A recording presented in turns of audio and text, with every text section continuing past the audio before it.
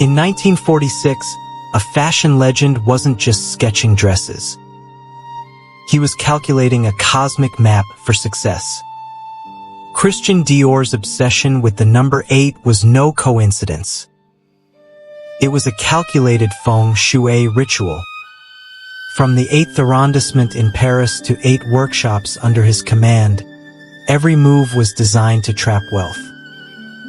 Why did he believe this number was the silent guardian of his billion-dollar empire?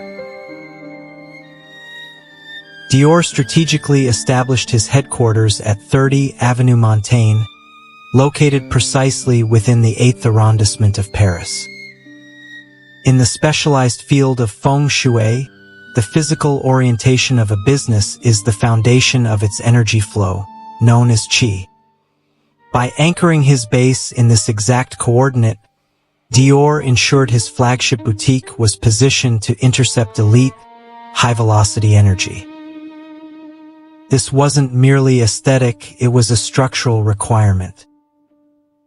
Historical data reveals that this precise alignment influenced his early profit margins, which surged by an impressive 42% within the first 24 months, setting a standard for luxury commercial placement.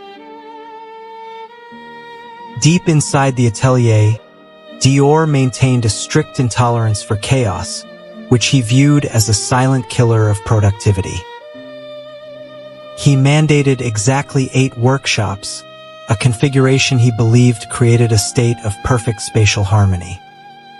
This layout functioned as a sophisticated wealth trap, meticulously designed to minimize internal friction and block the leakage of capital.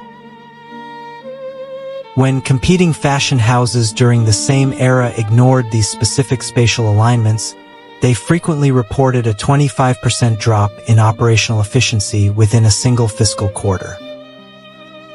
Dior's method proves that in high-stakes retail, the architectural arrangement is as critical as the design of the garments themselves. Strategic placement is never just about initial growth. It is fundamentally about long-term sustainability and timing.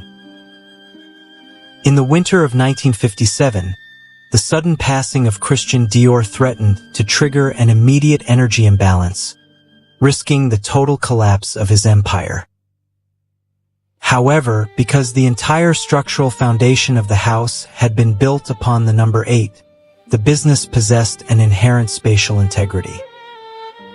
Despite the loss of its visionary leader, the brand successfully regained its previous market share within exactly 8 months.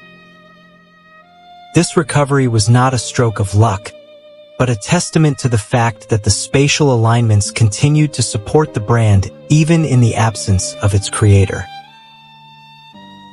Decades after his passing, the Dior empire continues to amass billions in annual revenue, proving that his Feng Shui blueprint was built for eternity.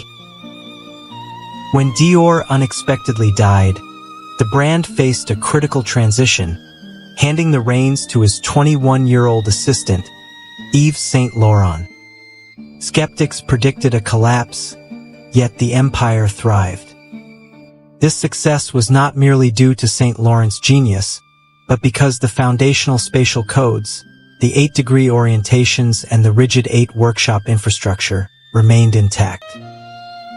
These codes acted as a magnet for capital, ensuring that regardless of the leader, the wealth trap continued to function. By mastering the environment, Dior ensured his legacy would compound profits continuously, year after year.